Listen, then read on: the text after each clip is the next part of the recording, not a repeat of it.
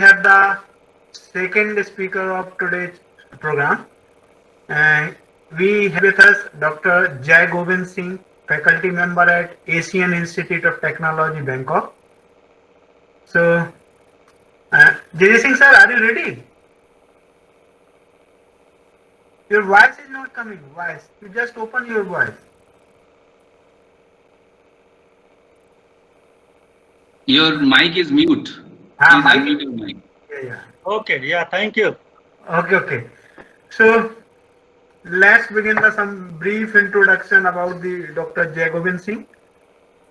So, Professor Singh obtained Bachelor of Engineering from National Institute of Technology, Allahabad, M.Tech from Indian Institute of Technology, Roorkee, and PhD from Indian Institute of Technology, Kanpur in year 2008.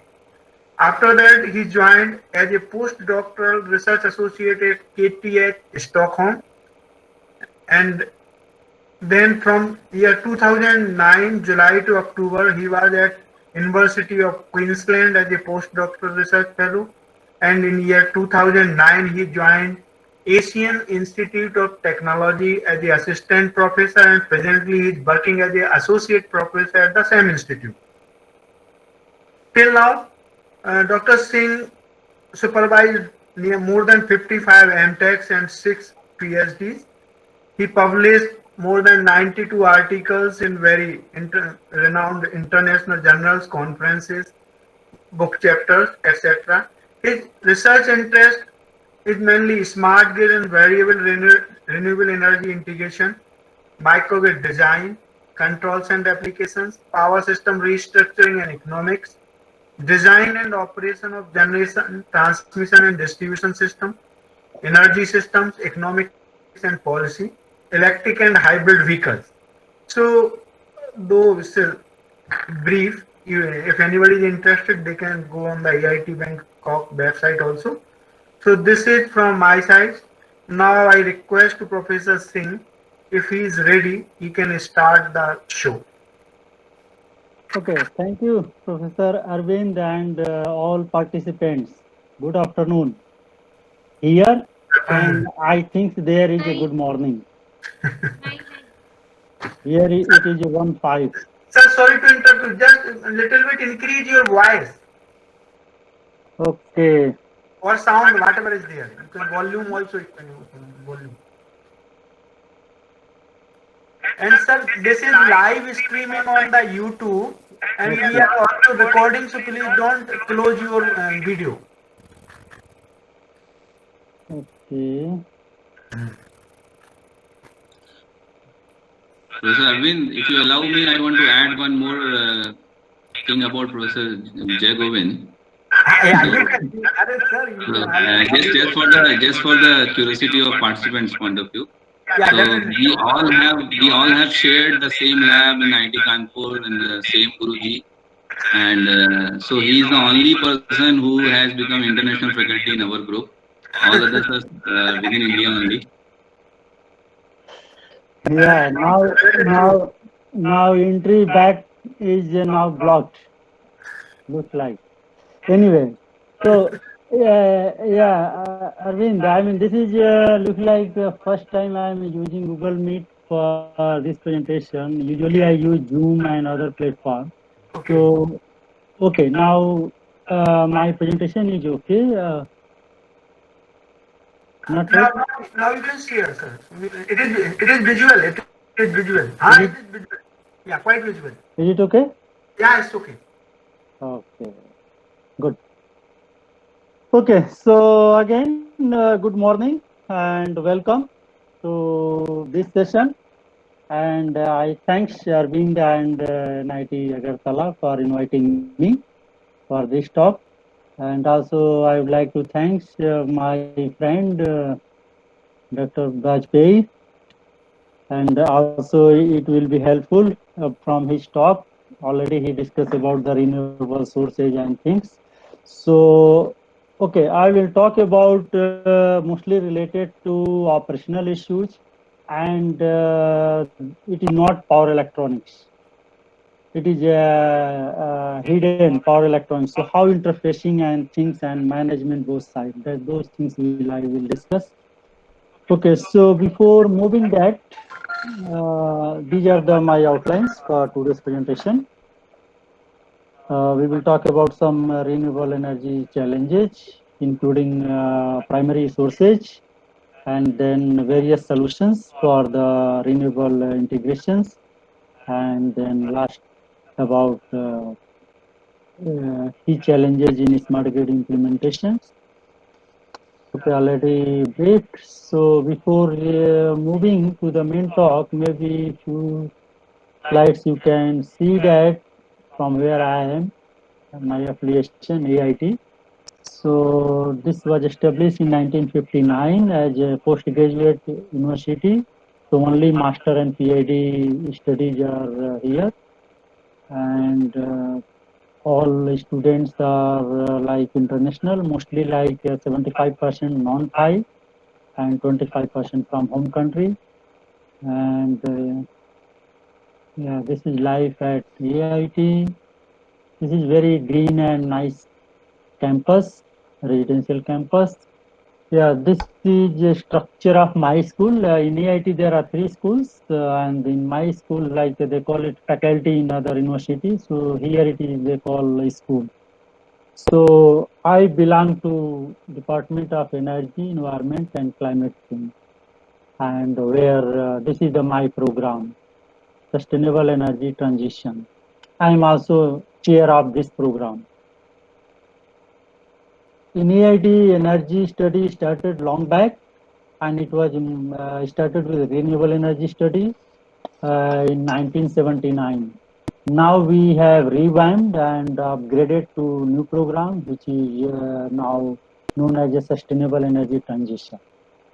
So we have almost 1,300 plus graduates, all are master and PhD, and they are from more than 30 countries. While AIT has graduates from more than 100 countries, around 25,000. Okay, so let's move to our main talk. As previous speaker mentioned about primary sources and all. So this is the main challenge of like finite supply of fossil fuels. There are different projections, but more or less all projections say that one day or by end of this century or somewhere or mid of century, this century, supply will start declining. So it will reach at maximum level, saturation total, and then it will start depleting, and then by end of next century or so, it can finish. But other side, if you look at total demand is increasing exponentially, not decreasing. Okay. So this is the graph you can see. This shows the total demand, and this is the supply increasing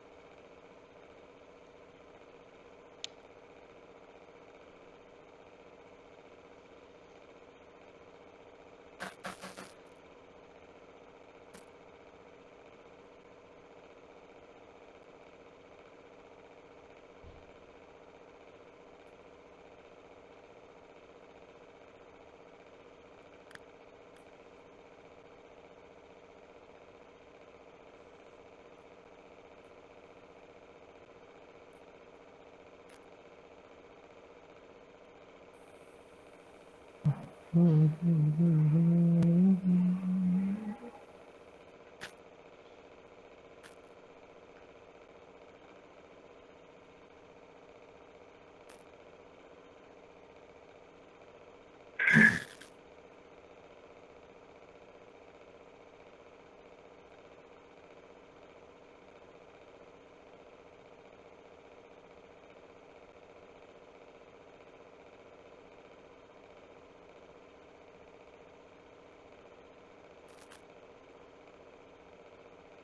your voice is not coming.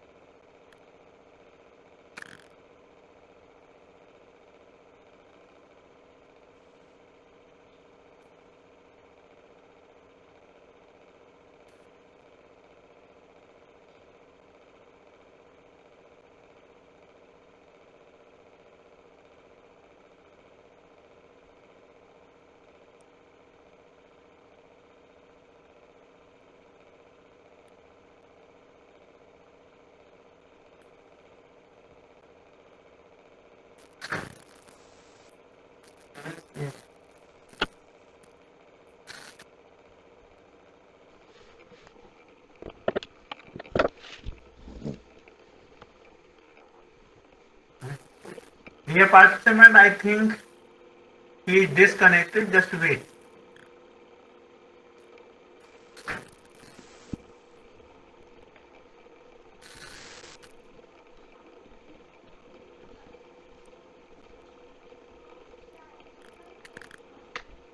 मैं कह रही थी कल इनसे साड़ी पहना करो।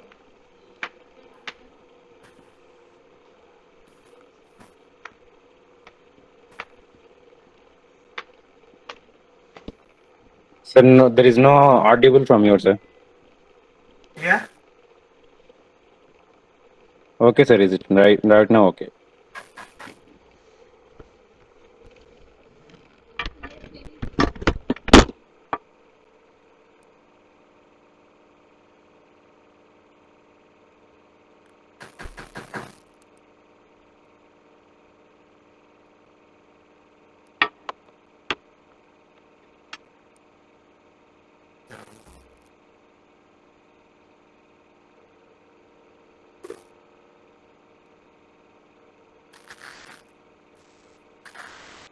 Are you getting my voice?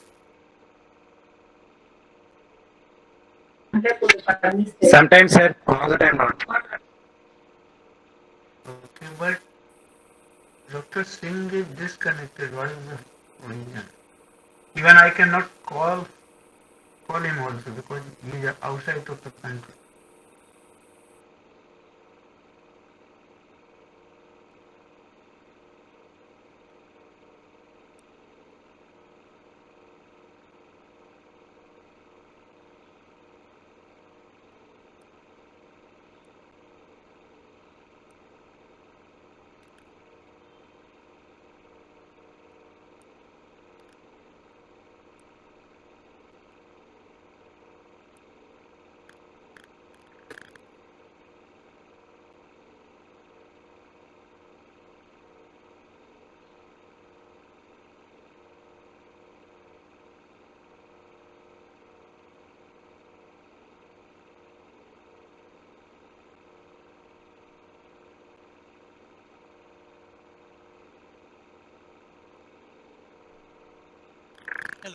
Naveen, Hello?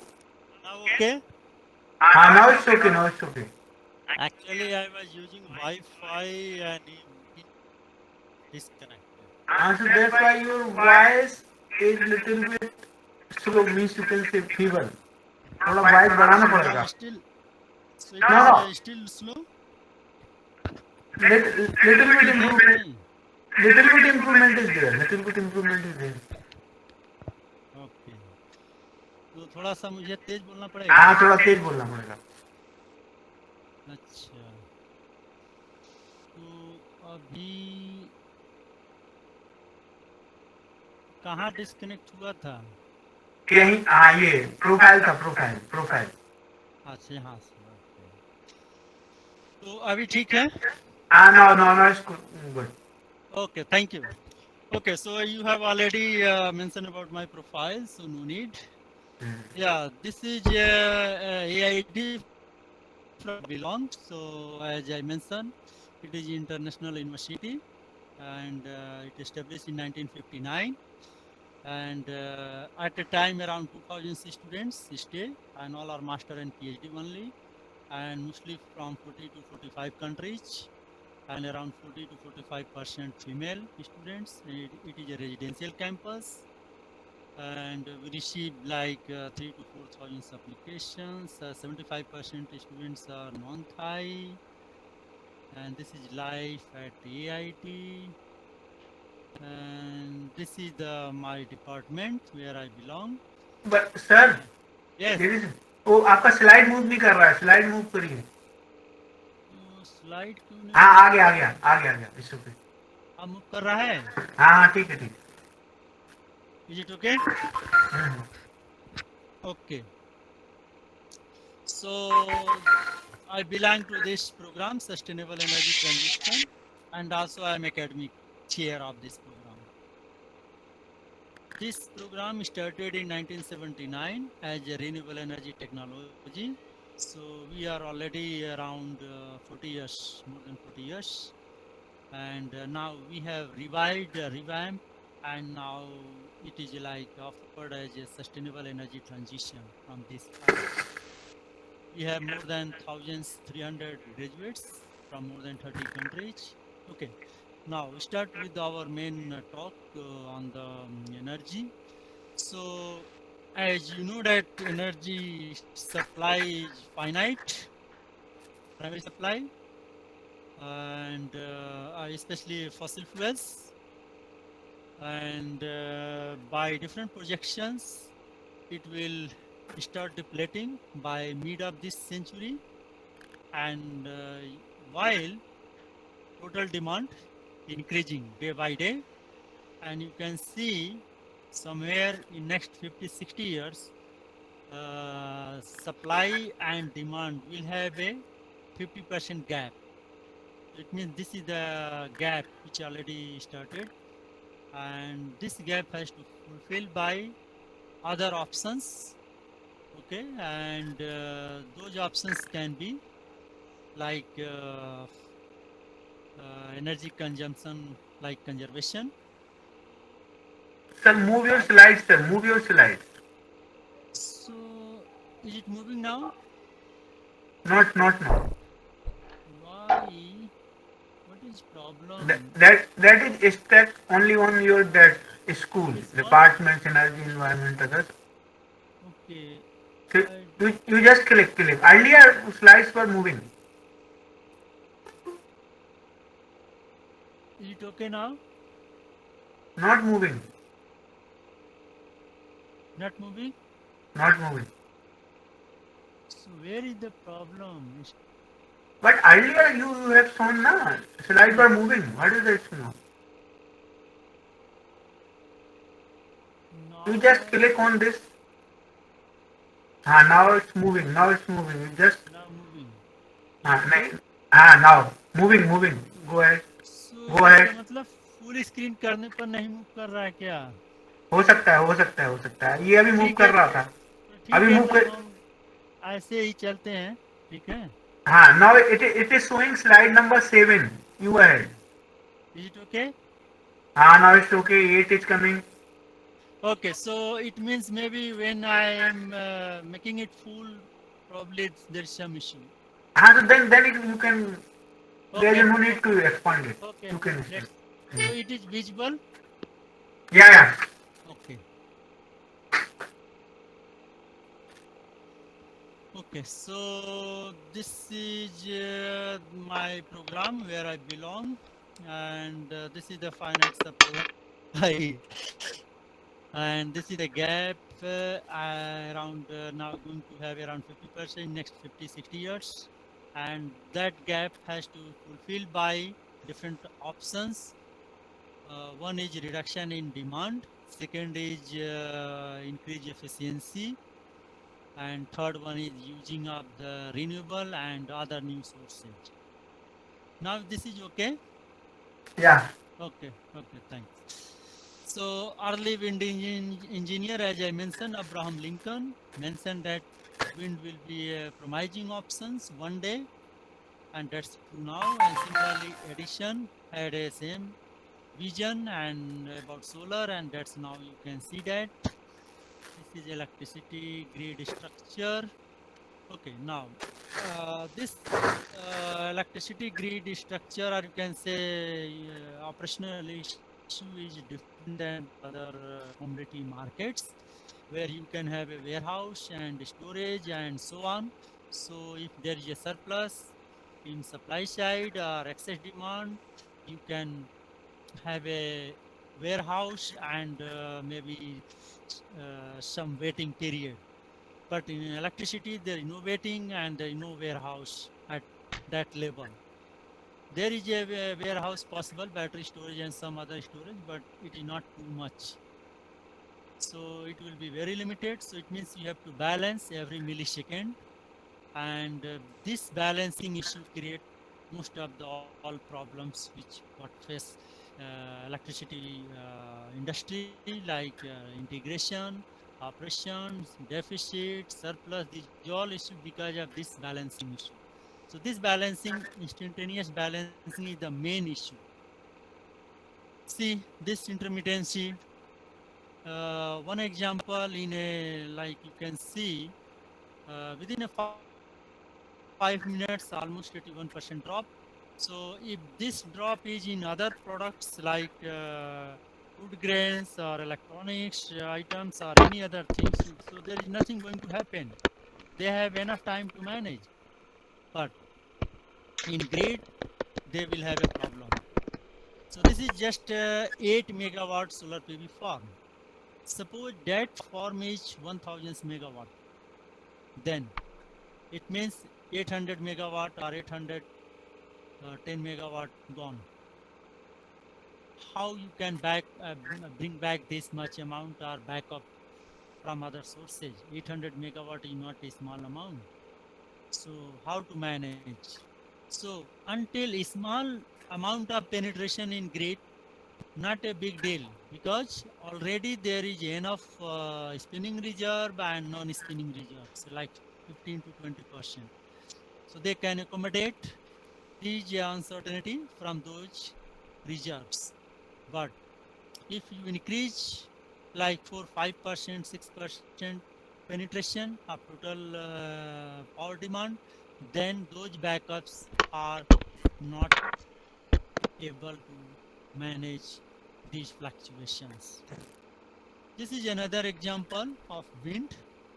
You can see this solid line is the wind speed or wind power availability, and dotted line showing the load demand. Sometimes wind is able to meet fully demand, and sometimes almost zero. So it is 2000 or 3000 demands, 3500. How you can meet if this is 2000? So how you can bring back this from backup? So what does mean? Are you going to have a uh, whatever amount wind and solar you installed, same amount of storage? No, because that will be very, very expensive. It may be more than expensive than the generation technology. And also life is like batteries for 5 years. other storage may be like pump storage, that's costly and also not easily available, and air compressed air storage, but that's also not very common. So these are the issue in storage. So another issue, resource utilization. If you look at load curve is you see here, okay, load. So load is like peak, peak off, peak off. Okay, so it is not flat, not continuous, linear or flat. So this is a fluctuating peak off and peak period. If you see here, it fluctuates from 2000 to even 1500 to 3500. So it means average may be somewhere 2500 or 2700 average demand. So this 800, 700, Arvind, Yeah, is it okay? it's okay. It's okay. Come in. Okay. So this 700-800 excess demand, or you can say peak demand, how will meet? For that, you have to keep the excess generation for peak period. You have to keep the transmission and distribution capacity, and based upon that, non-linear, you can say valley like bell type of load curve. From that, more than 25% of the distribution asset, more than 10% of generation asset needed like 5% of the time in a year. So that cost around hundreds of billions of dollars investment. This is for US, but it is true for each country. No country has a flat demand, and maybe 25% of day only there is a peak demand, and that can be around 25% or so, maybe more than average demand. So that 25% investment is huge, and asset utilization is very, very weak or uneconomical. So how to address this challenge or issue? Another issue with the intermittency with those wind and solar are like grid codes. So if you look at grid codes, these are the different countries grid codes in Europe. Some countries say they can allow for zero voltage at fault location, means three-phase dead short circuit for a like very short period, and then they have to recover back. Some say no, they can't allow. Some say they have to recover, okay, from 20% to 80% within a almost 1000 millisecond. So these are the different grid codes depending on their strength of the energy supply systems in country. If you have a very strong supply system, then you can make very stringent grid codes, and basically that will improve the power quality and also reliability, and which all affect the customers satisfaction. So more sophisticated and critical loads can be served from stringent grid codes. Okay, as you know, the semiconductor industry is very, very sensitive loads. Similarly, pharmaceutical industry, then cement industry, I mean, other like chemical, automobile industry. So these are very sensitive loads, and they can't tolerate any power quality issues. So for them need very stringent grid codes, but making stringent grid codes is very expensive options.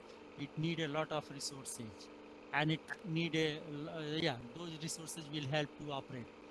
If you don't have enough resources, then you have to have a little bit flexible grid codes, and that will have an impact on that power quality will be not good.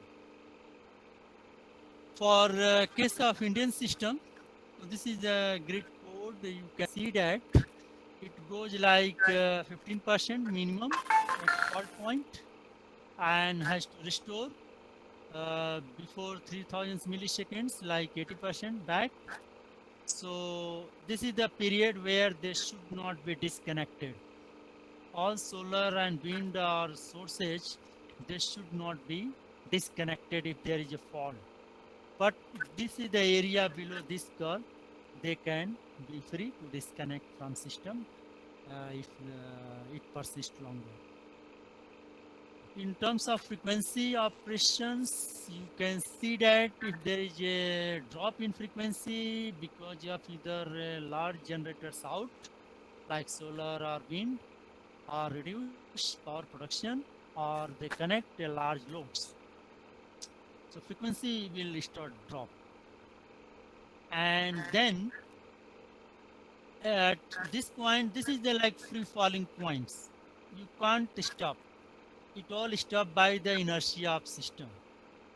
And that depends upon what is the rotor mass rotating, and that will release the kinetic energy in power, and that will compensate.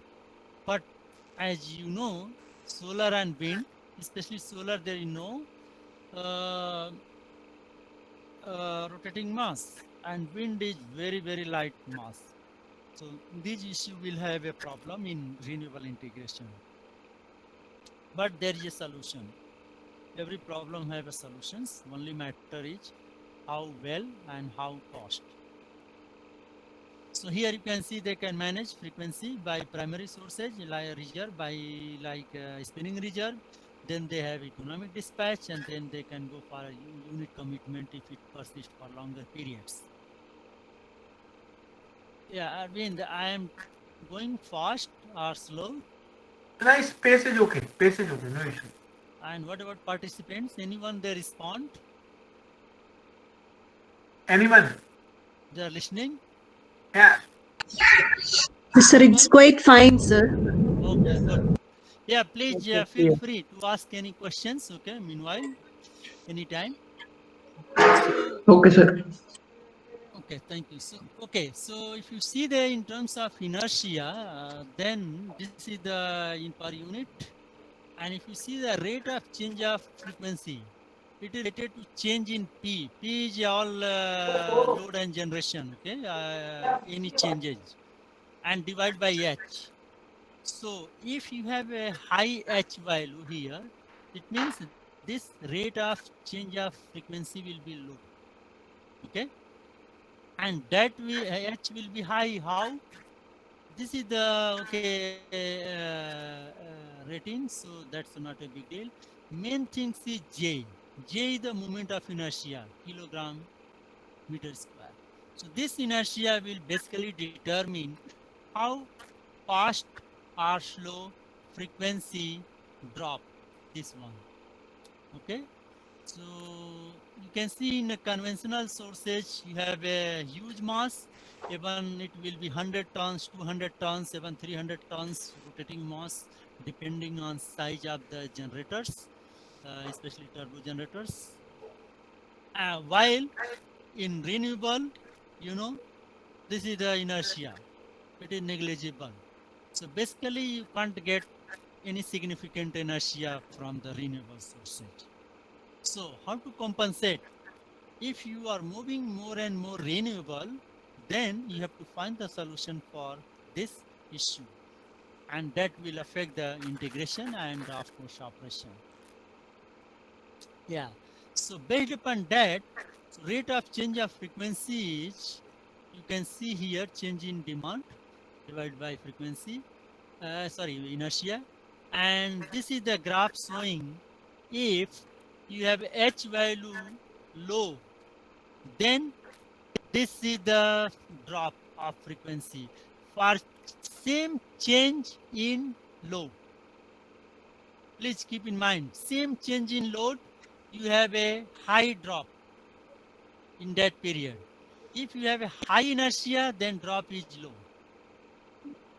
So this will affect the grid operation. You know that you can't allow frequency to drop from certain value. This is one example of a Ireland case. There was a change, you can see, of 432 megawatt, and aggregate inertia was like 475 seconds. It is in per unit.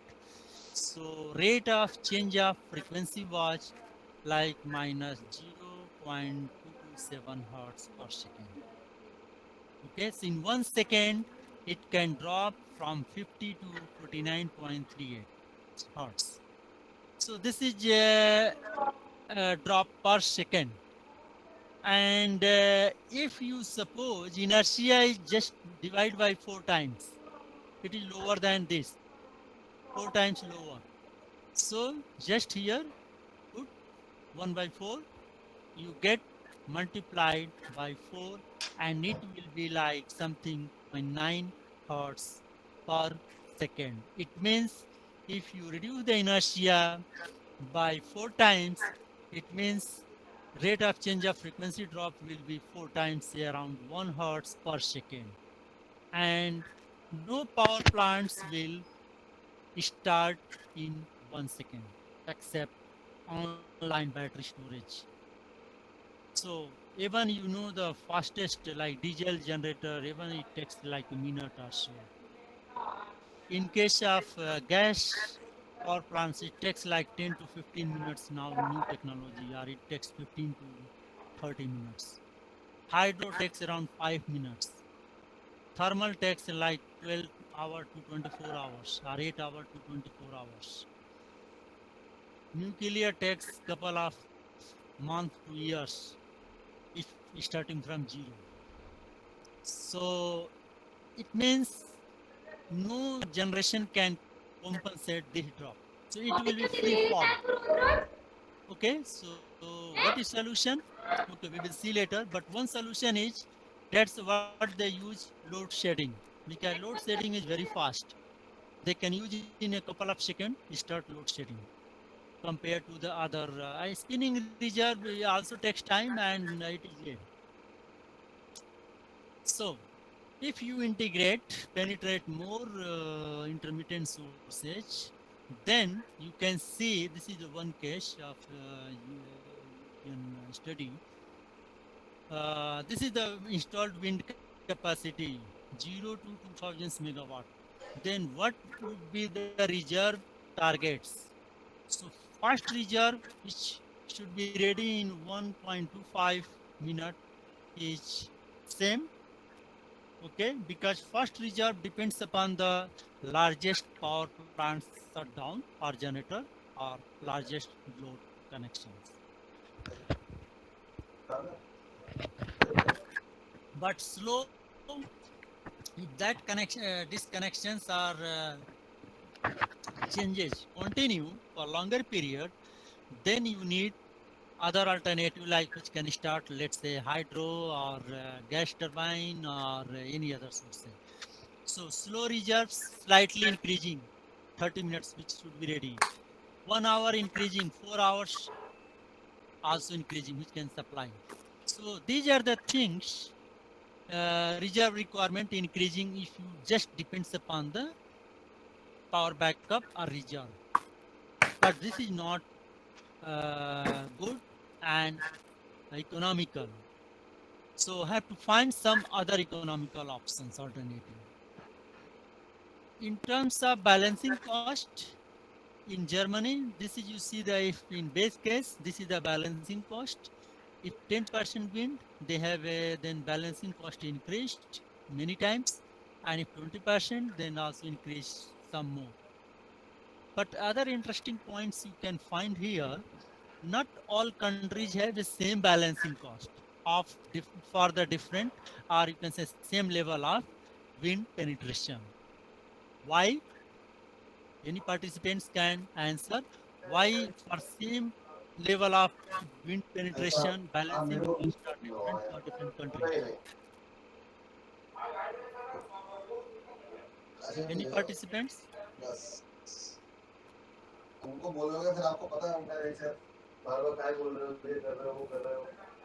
Arvind? Ah, yeah. Listening, listening. Voice is coming. My voice is okay? Yeah, yeah, okay. So my question is why these countries have a different balancing cost for same level of wind penetration? Due to different speed, wind speed, sir. Okay. Any other? Any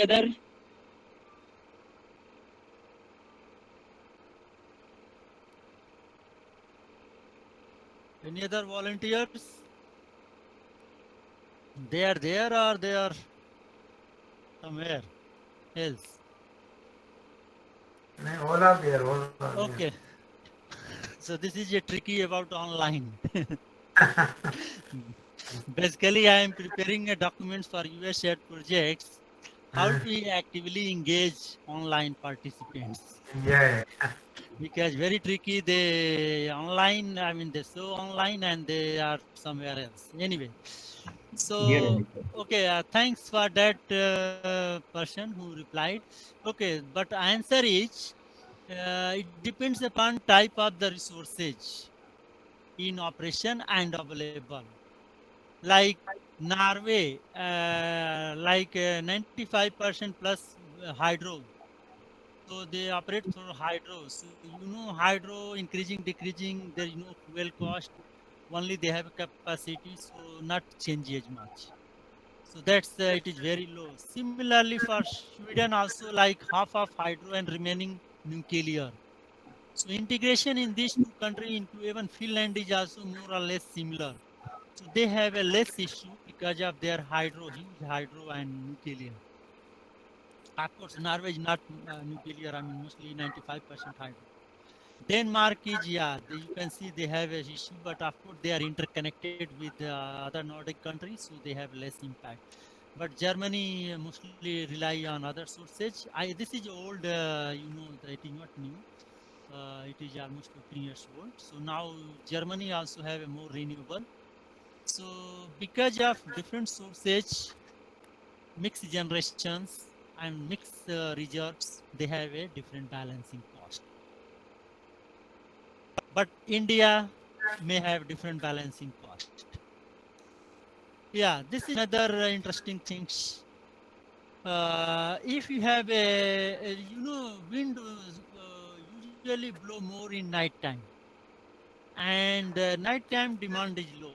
So this is let's say base case or base load. This curve base load.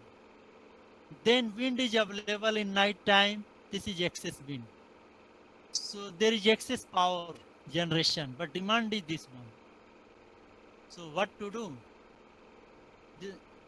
As operator, they will go for curtailment because maybe wind can stop another hour, then they cannot start any generators unless they have a hydro or something.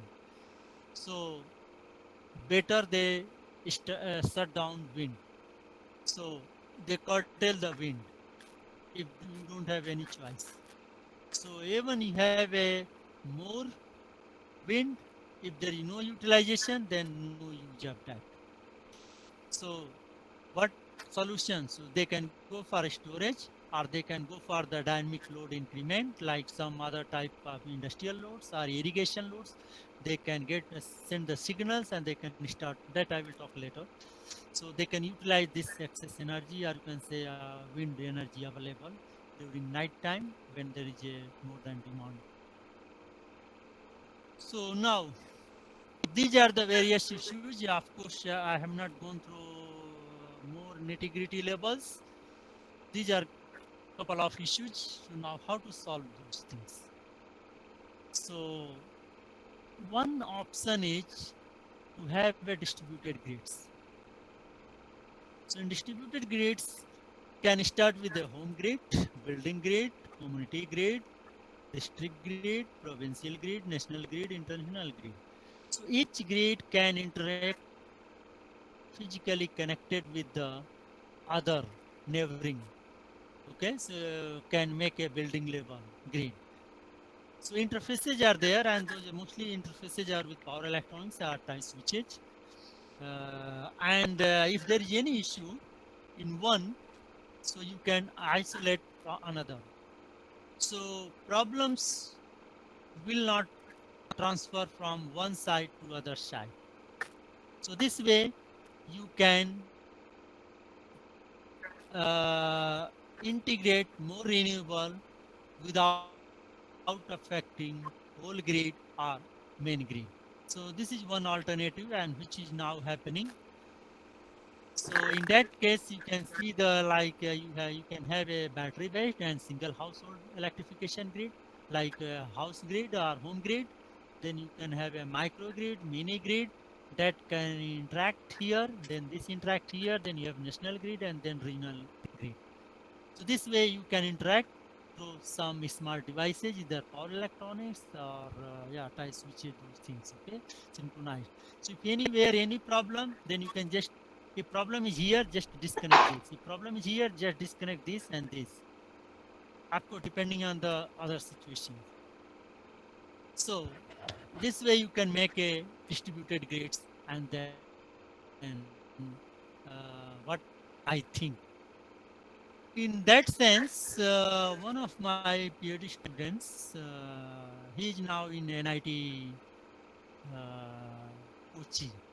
He's an assistant professor there. He joined. So he did his PhD on this home grid setup. So this is solar house. Inside there are all appliances. This is purely for research purpose. So inside there is air conditioner, AC, like TV, battery, fan. Those all devices are there. Micro oven. So things are there inside. And solar panel 3 kilowatt, bi-directional meters, and all those things are there. You can see inside devices. So he tried to, what he did, this is radiation in AIT. This is the production from, and this is the through his model. Basically, this paper he works he published in Energy and Buildings in Elsevier. So he's shown what he created to optimize the resources. He created a AC and DC supply in this system. So solar, it produce DC. So he directly take as a DC and supply this power to the DC loads like charging battery and some of the DC loads like fans and so on. And AC signal, supply is also there for other AC loads. So that way he claimed to have a better efficient supply systems and also less power quality problems. Okay, you see the current harmonics and other efficiency. So he used directly DC. So he avoided the multi-stage conversion, and by that improved the efficiency. So okay, this is a technical in the sense like he proposed like two supply system, one DC and another AC. If you have two type of loads and two type of like generation, so no need to convert all DC power from solar to AC. So also there is a bi-directional meter in that solar house. So he integrated that solar panel with the grid, and in solar house loads automatically loads takes power from the own generation or from grid, and also if there is excess generation, then inverter transfer power from own generation to grid. And this is the profile you can see, sometimes negative, sometimes positive. So that he made. Yeah, any questions so far?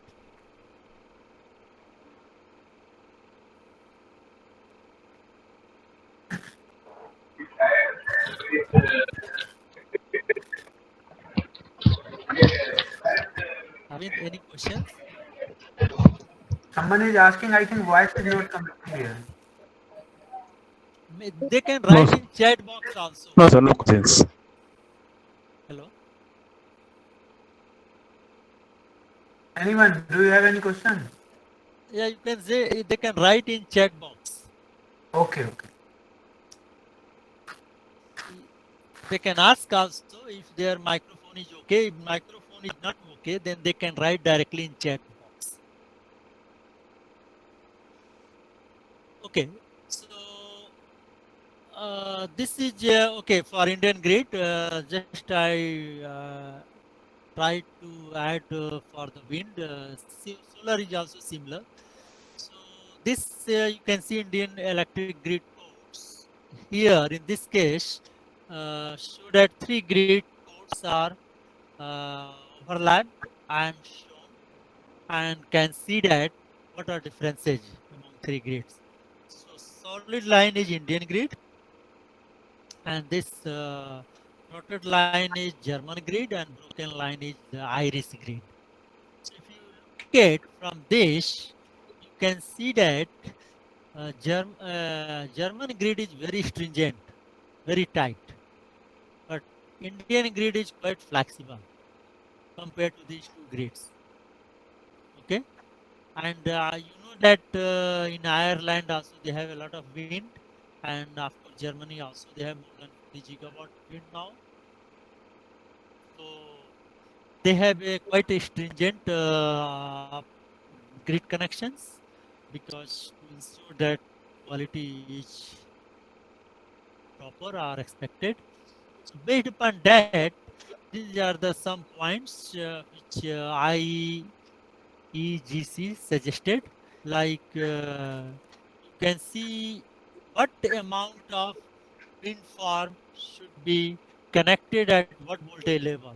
So like wind farm capacity more than 10 megawatt should be connected at 33 kV or above. And FRT requirements is like for fault voltage of 15% to recovery voltage 80%. Means it does not allow 0%, 15% minimum. And clearing time is given next table. So these are the additional things you can see here. This table it say. Okay. So if this is the nominal voltage and this is the PF. Yeah, Arvind, any questions? No, somebody. Mr. Bisal Chaudhary, please mute your microphone. Okay. And this is the lowest voltage. So these are the times clearing. So if low voltage 66 kV, so they allow for like 300 milliseconds. At 400 kilovolt, they only allow 100 milliseconds. And in one cycle, it is 20 milliseconds. It means 5 cycles they allow at 400 kV grid. And these are the time periods they are supposed to be connected if voltage at PCC exceed आवाज आ रही है आपकी पूरी in this range. So you can see that in active power regulation, ramp down and ramp up facilities, during congestion, grid operator must set wind generator in must run mode, and if required, instruct to back down generation to save value.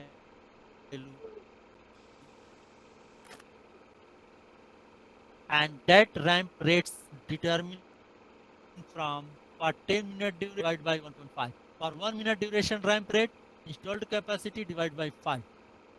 Okay. So this is for 50 to 150 megawatt wind farm. But if plant capacity is more than 150 megawatt, then active power control has to be achieved with maximum ramp rates like 30 megawatt per minute.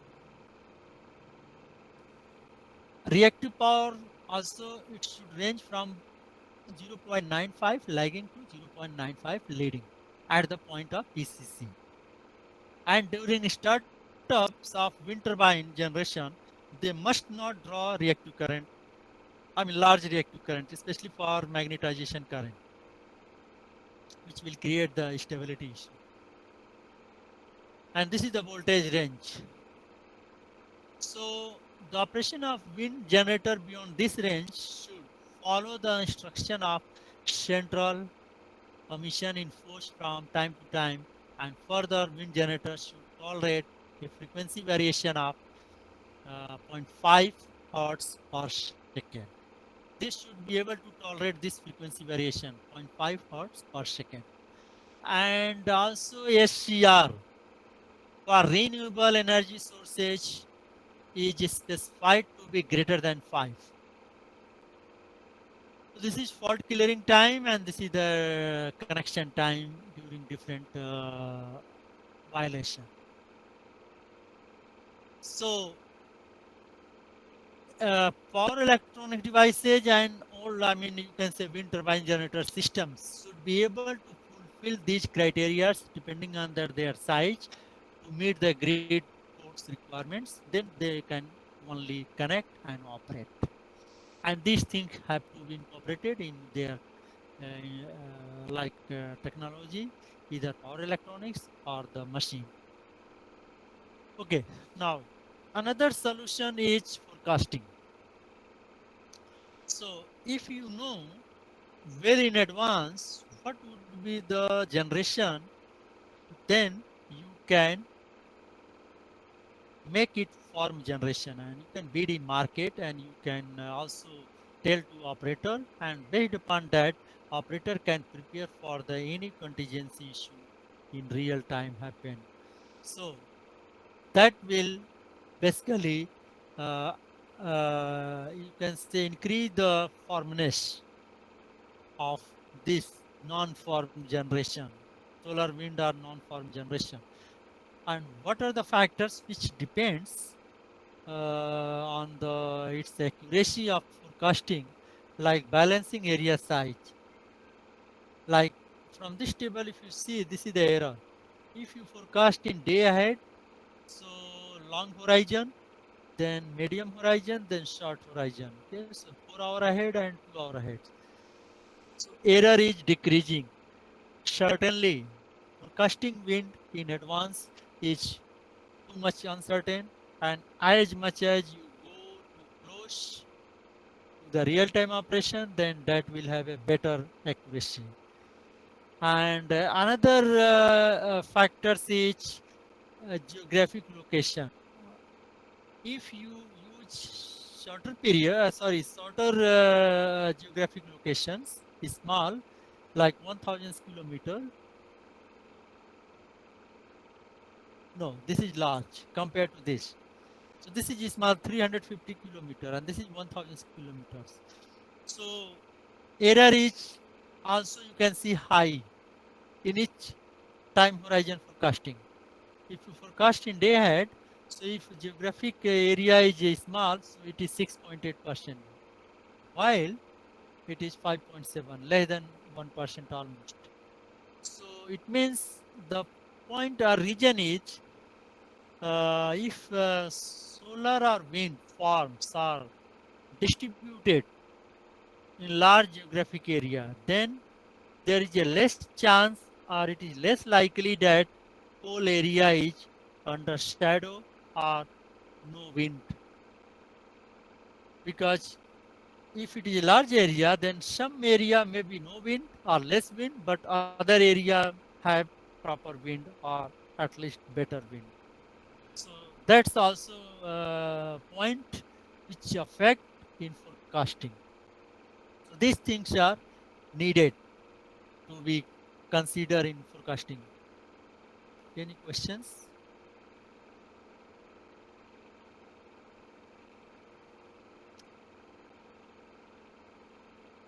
Again, need any break? No. Break will be at 1 or 1:10, near about 1 o'clock. Okay, so no questions. Okay, next. Yeah, same things. You can see if you draw, if you forecast in a longer time horizon, 12 hour, 4 hour, 2 hour, 1 hour, 30 minutes, and 5 minutes, see the accuracy improve, and also distance in a different geographic coverage. So if you forecast in a small area, then uncertainties are high. If you forecast in a larger area, then uncertainty are less. For okay, so for each time horizon. So this is what useful, and they can bid, they can forecast in advance, like 24-hour ahead, and like this. They can bid in market, and again they can forecast 4 hour ahead, and they can readjust in market. Again, they can forecast 2 hour, 1 hour ahead. Even you can see, yeah, 1 hour, 30 minutes, and they can readjust their bidding strategy in energy market or power exchange, and that way it can reduce the deviation or uncertainty in real-time operations, and they can get better value. Of course, in beginning, when penetration was very much low, like 1% or less than 1 or 2%, then they were allowed to generate whenever available, whatever available. But now, as penetration increasing, it is not possible. So this is no more allowed. So they have to bid like other conventional generator generation. Okay, in operational terms, traditionally, operator they made a defense line like the first line defense, second line defense, and third line defense. So if there is any security issue, anything change in system conditions, either some components out or something added, so it means net system condition change. Then new equilibrium points need to find, and that have to be stable, okay, and that stable after corrective action. So in case of the first line defense, long term is grid strengthening options or solutions, okay. Then you have a preventive control where if it is always possible, okay. So suppose at this instant there is a fault occur, okay, then it takes sometimes if you use the traditional relays and circuit breakers, so like 1 to 2 cycles it takes in relay, and like 1 to 2 cycles takes in the opening the contact, and then 1 to 2 cycles take the arc extinction process. So altogether 5 cycles. But advanced circuit breakers and relays are now very fast. They can even operate in a 1 to 2 or 3 cycles. So this much time they need to detect, then they clear the fault at this point. So this is like second line of defense. Okay, and they found after that even fault clearance there is some violation. So this is the point where they detected some violation. Now they use the third line of defense where some corrective actions they take. So this is what traditionally grid operator takes care. So now the question is what they takes care during this period. So this period basically they takes care like load shedding or some generation regulation, AVR, and those things. And of course, worst case is blackout also possible in a short area or maybe in a controlled area. So now with a new scenario, you can change this operational paradigm or strategy. Okay, so this is traditional defense line. Now, in new, you can use during preventive control, you can use time of use meter that will control the generation, I mean, especially load. Okay, so you can have a dynamic pricing. Okay, so you change the price of electricity and then customer will draw accordingly power. So it will have a less impacts on the generation side. So you can use time of use meter. So no more fixed price. Current electromechanical meters are dumb meters. Basically, they don't provide any incentive for changing load or varying load or dynamically controlling the load. So have to replace with a smart meter, or you can say time of use meter.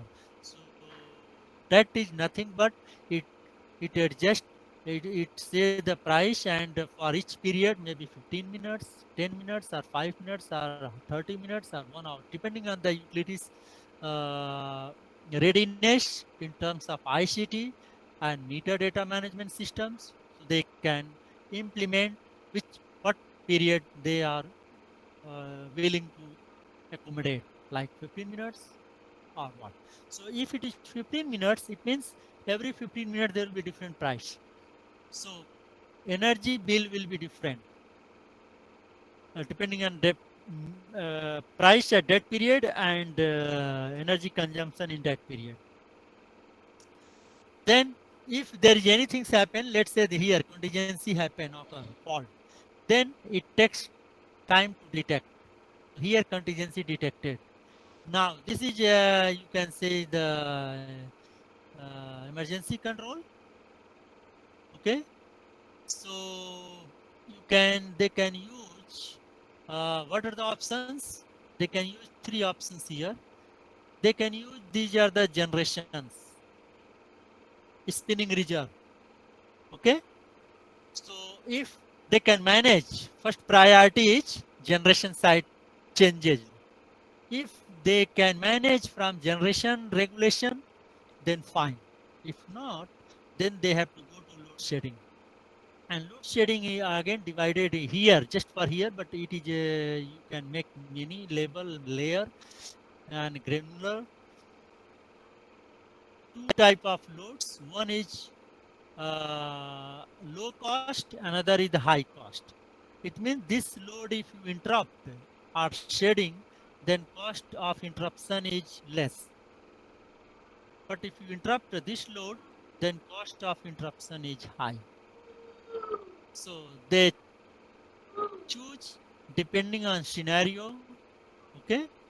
Similarly, during corrective control, so this is emergency and this is corrective control. So in that also they have same options: generation side rescheduling, or like spinning reserve, and then load side interruption. So this is an interruptible load which agreed from the customer and between utility and customers during any period. Part of loads or full loads can be interrupted, and of course they will get some incentive for that.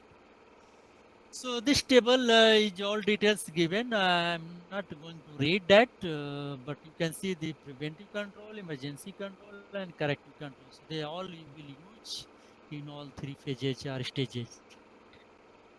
So based upon that, if you see that reserve capacity of generator side is first priority to be used, then reserve power, and then demand side is like interruptible loads. You have to curtail or interrupt based upon lowest price and then highest price. Yeah, Arvind, any questions?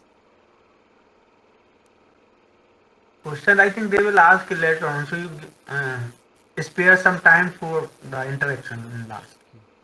Okay. So then I will finish and then for that time. Yeah, yeah. Okay, so in a same way, but it is not a unique, but overall idea is same. They can create a like a renewable integration model. So these are the inputs like installed intermittent generations, detailed profiles and variability of load generation, then cost errors for load and generation, and then cost of conventional resources. In that model, it can provide the outputs, operating flexibility requirements like how much reserve, generation, load, and then uh, cost of integration if there is any variation in generation. So this is how they use. They had commitment, then load following, and then regulation. Okay, so next solution is smart grid. So if you see here, whatever you want to implement these things, TOU and these things, these all comes from under smart grid. How to use that? So in case of smart grid, I hope you all are aware of that. So it is not a new thing. So basically, already our traditional grid have some basic ICT infrastructures, but that is only limited, and that's only for utility level purpose. But now want to add customer. So to add customers response, you have to add more ICT layer to make it more like smart, which convey the information in both way. And of course, you have to keep in mind, utilities are countable on fingers, but customers are not countable. They are millions. So it means adding millions of customers means basically millions of small utility. So it is very complex, and of course they you can get good response if you manage well. So far customers have been treated as a source of problems, but now same customers now looked or perceived as a source of solutions. So have to change this thinking or understanding. So based upon that, if you have a smart communications, then you can achieve from the grid like demand response and dynamic pricing. So you can have a different price for different period, and then you can get demand response from customers. So if high price, customer will reduce the demand. Like you can increase temperature of air conditioners, it will reduce the consumption around per degree 6% around, or you can change the irrigation pump shut down and use the other time, something like you can do right. Then it can integrate all small type of sources which were unused so far. Also, because of these smart communications, many smart problems can be handled at in a distributed level. Means the distributed controls will be implemented where like RTU or IEDs can take care small problems without human-man interface. And also it can, if there is any problem in grid, it can disconnect part of grid, especially where there is a problem, and it can create an island. So our other uh, healthy part of the grids can be isolated and create a island, so they can operate without problems. Then because of that, all assets are you are monitoring online, or you can say regularly, so you have a better asset management in terms of that utilization. Also you can plan better way. Then you have a real-time simulation and contingency analysis, because you get the data more real time, so you can use for better way prepare for the control actions for any coming contingency. And now this will create a energy markets at all level, not only power exchange. It will create energy market at a customer level or utility level or distribution level. And any amount of power, whether you produce or consume, you can bid in that energy markets. So basically, huge things will be required infrastructure.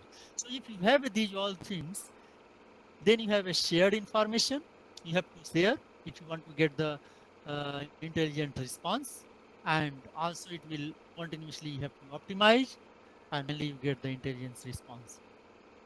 Okay, one more things you can add, uh, shared values. Okay, shared values, because you have to share the values with the customer also. No more you can take only yourself. Okay, shared values.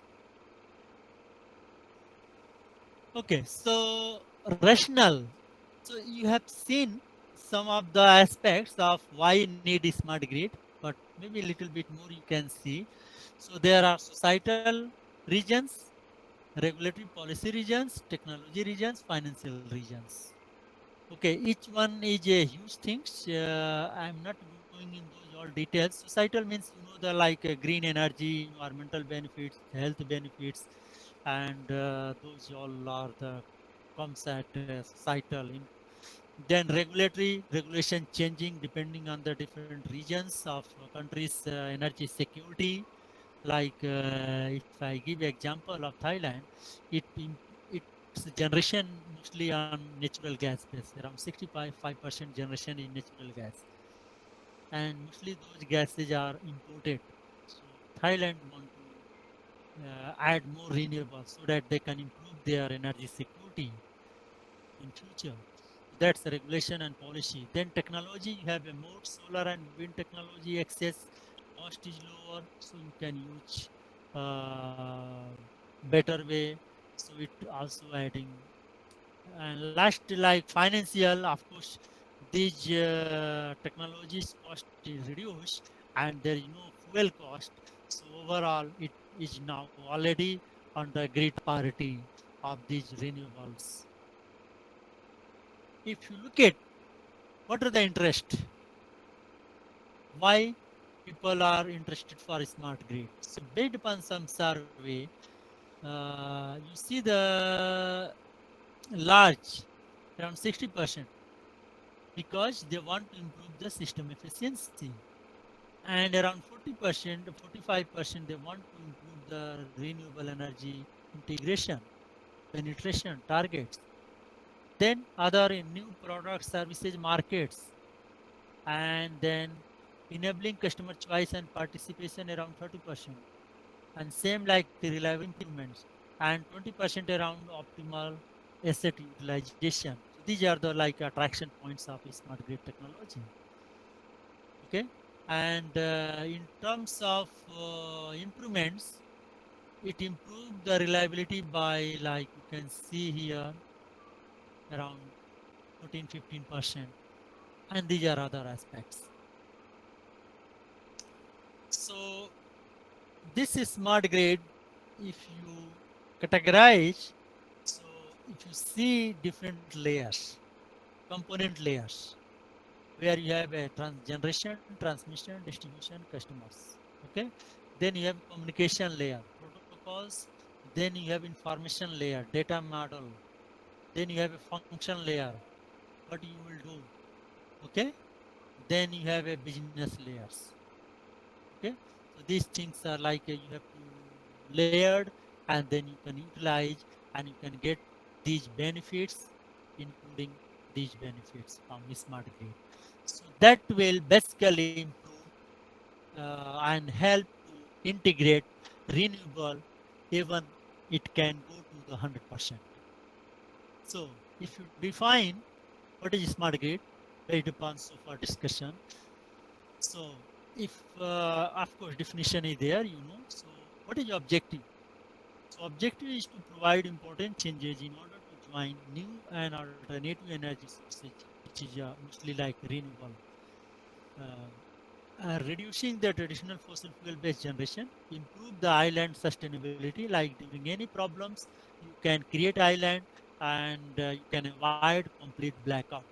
And also with waste to energy plant, electric vehicles, increase intelligence and automation level, making the electrical system capable of dialogue and interaction with the needs of various agents integrated within it. Various agents means including customers. So these are the interfaces: power interface, uh, communication interface, and information technology interface. These are the things you can get, as I think already I discussed, like dynamic pricing, energy management services, high use of renewable, distributed generation, electric vehicles, and so on. It will have impacts on our lifestyle also. You have to have a more smart devices which can respond as per grid price or grid side issue. Like you can chat with the devices. Even you can have a like some control over devices smartly or remotely. Okay, you can check and you can reduce the energy footprint. These are some implementations. Smart place like smart building, 3 buildings, 1 grid. Then 48 households, 6 towns. Then smart home here 552 households. Then here 400 households. They are connected through different networks and then they are. This is a control centers in Korea, Jeju Island. How they have implemented. So in terms of smart meter, which is a key or heart of the smart grid, which will which connect the customer and utility.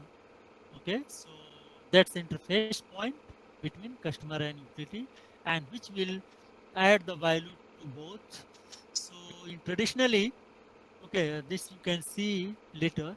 So in standard kilowatt hour meters, just you measure the cumulative kilowatt hour, and while in TOU you use the time of use. In advanced metering infrastructures, you use the communications and internal data and also meter data management. Smart meter, there are many more things. It connected with the home area network or remote service switches. Remotely, you can connect, disconnect devices or appliances or anything. So this is one you can see the how integrate with different hand home area network protocols, customer side, and this is the smart meter, and this is the utility side with different connections. So I'm not going in details, looking at time. Okay, so if you implement, so customers relation with the utility is changing. Currently, there is limited interactions. Customers are passive. If you add some enabling technology which gives customers a new information like price, mix generation, maybe emission factor of grade and so on, then enabling services and prices will cause to, or you can say it will make informed customer. Customer will be informed. Then further, if you empower them to make some behavioral change, like they can use less, like a smartphone. Okay, so you use and you have a many apps for the battery management, or data management, or so on, or your personal like other disturbance management. Then you start investing. Okay, then once customer start investing in some energy efficient and controllable appliances, then it become part of energy system, and that's like customers become part of a smart grid. Yeah, Arvind, any questions, anything? Audible? Yeah, we are at end. I'm. Yes. It's okay. It's okay. Okay. So you have seen a lot of benefits. Of course, I have not gone through all those details, but few, and also I will show you some challenges, which is also not all, but some key challenges you can see. One is financial, huge investment, huge benefits. Technological risk, you know the now technology is changing every day, every month, every weeks. So what you invest today, maybe if you buy iPhone 12, now maybe next year 13 or 14, then what will happen to that technology? So as an individual, customers fine, but utility side not fine. It is huge risk because of huge investment. Uh, okay, and then already you know utility does not have money, and the lending institutions hesitant to lend money because they see that their business structure is not financially viable, so they are not ready to invest or lend money. And the stakeholders are eager to participate, but they are not willing to go with the state-owned utilities because they see there is a inertia, there is a problem in state-owned utilities, and that's this issue. And of course, participation of societal stakeholders in investment is a challenge. Technological perspective, consumers actively involved, and it decide the, or you can say, the level of smart grid success is directly related to level of customers participation, number and level of participation. Again, there is a transactive issue. Assets can be converted in finance or resources or vice versa. That's have to make. And then also decentralized with two-way power flow, fully integrated, fully instrumental, huge amount of data, high granularity of control. Means control layers will be at many layers, not only one. And safety and privacy of consumer data. Of course, there are some other aspects which are also important, but I skip, like regulatory policy, like depreciation cost, like any technology. If they are like a smart grid technology going to implement, then what will happen to existing technology if their cost is not recovered or payback period not finished? So this regulatory body should have a clear-cut depreciation rules or cost recovery policy, and also how to integrate those all millions of customers. They would be like treated, they could be treated as a small utility, each customers. So there will be huge conflict of interest and integration issues. So these all will be there. And of course, security challenges, your data, energy management, all will be there. So with that, I would like to conclude for successful transition to future sustainable energy systems where it can integrate more renewables, the all relevant stakeholders must become involved, like governments, regulators, consumers, generators, traders, power exchange, transmission companies, distribution companies, power equipment manufacturers, and ICT providers. These are the briefly policy regulation, integration of renewables and electric vehicle, demand response, reliability, waste management, big data, cyber security, and resilient grid and disaster management. These issues are there and need to address. These are references. Thank you very much.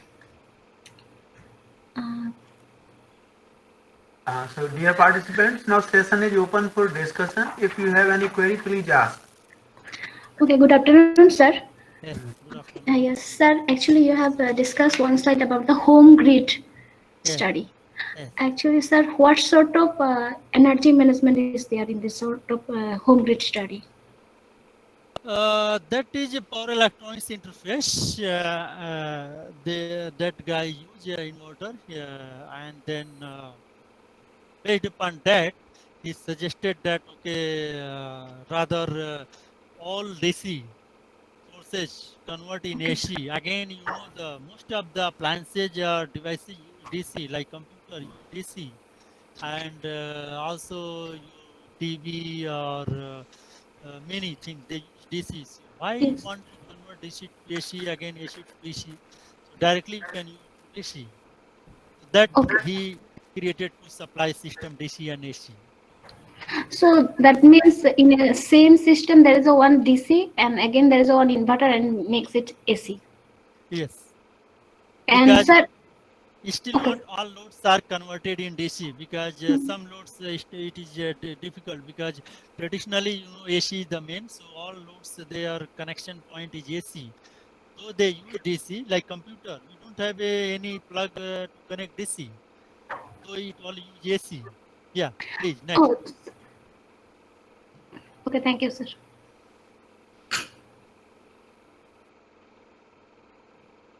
Yes.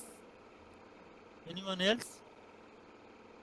Sir, the difference between the smart meters and now whatever the meters, advanced meters, can we have any difference in maintaining also, sir? Means in point of there should be always internet connections and availability of all the things, sir. That point is very, I mean, good and tricky. In the sense, I mean, I teach a smart grid, then I used to say to students from beginning, even does not need communication. Just you Yeah. can fix two-time price today, like one peak period, another peak of period. If government regulation is like two period price, and just meter will works, and then it will just time is there, and it will consume accordingly. No Okay. communication. For every moment we have to integrate the data, means we have to connect the internet to the given system, na sir? Meter. No. This is Uh, what I'm trying to say. Okay, yeah, that's what yeah. you are telling. That is a last level where all meters should be connected with internet and utility and so on. That is the last stage. But I Yeah, think, okay, sir. but I don't think anyone need to go at that level unless they have a huge resources or money to spend on that. So if even a small case, they can start with just a two-period pricing. You know firmware you have in there must be some software in your meter, and they can fix one peak period. They can decide another peak of period, and it can work for 6 months, 1 year. So price cannot change if that is the case. So they can change accordingly, and no communication. Okay, it measure the house consumption, and it use the time of price, and then multiply the bill and add. So no need all time communication. Second stage, government or regulation can change the price like 6 months or 3 months. In that sense, they have to advertise, and they can say that okay, utility can send the signal, and customer can update, like you update your Android or iOS. Okay, so those service providers say that now updates are available. So you connect internet and then even computer, you upgrade. So new pricing can upgraded regularly, or you can say periodically. So to be simple from beginning, no need communication. Simply smart meter or AMI is enough. Okay, sir. Okay, sir. Yeah. Any Oh, other? and JJ Singh sir, Yes. please turn on your camera. Turn on your camera. Camera. Okay. Is it okay now? No, slide is okay now. The slide is not required. Your photo is required so that live everyone can Okay. enter it. Stop sharing. Okay. Okay. Is it okay now? Yeah, now it's okay. Now it's okay. Okay. Anyone else, please?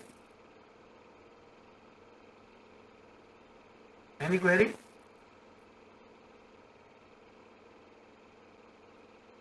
Okay. I hope.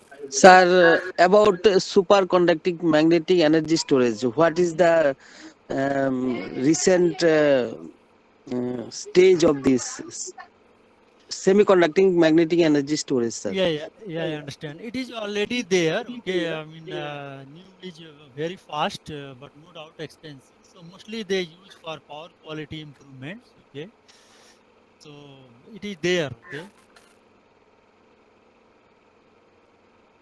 it is not very general.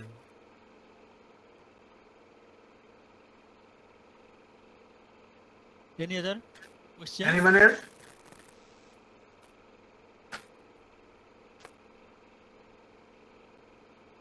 I hope now you have resolved all the queries. Sir, thank you very much for accepting our invitation and presenting such a nice talk. I hope everybody enjoyed it because I am receiving so many chat box messages. They are very much enjoying, and you can see. So I hope also you will accept our invitation in future, and we will again interact with each other. So thank you very much. Jain Thank sir you. हाँ जैन हाँ sir एक request है, Yes. वो PPT sir का जो PPT है ना उसको अच्छा थोड़ा सर शेयर तो करना है। सुन रहे हैं सर सुन रहे हैं अरे हाँ Okay. Sir, I Sure. request you please send the PPT to us, then we will go through in future also. Okay. Sure. Because today we are not getting so much time to here, so Sir, we'll just see in later on also, no problem. he professor Jerry Singh sir, he professor Priyanath Das Sahab. He is from my institute, professor here. Okay, So okay. he is Thank you. also attending this course online, sir. Okay, okay, good, great. So No, he I is am not also- getting time, sir. Today there is a class. I have taken the class. After that, I have before that also I have attended. That's why also he is requesting for this. Yeah, I understand. I also teach, so yeah. I mean, Your our classes your finished lecture last is week. very good. Even I have seen your PPT is also very good. Topic is very good, but I am missing you because I don't have the time. So No please problem. request you give the PPT, then in future money. That would be helpful. Next time we can have. So Yeah, many can sure, see it. so many participants are requesting for that. If possible, sir, please send me. sure, sure, I will send them. We will sure. not share anybody. We This will is keep not it our. okay. No problem. Okay, this is not my patent. Okay, so there is no problem.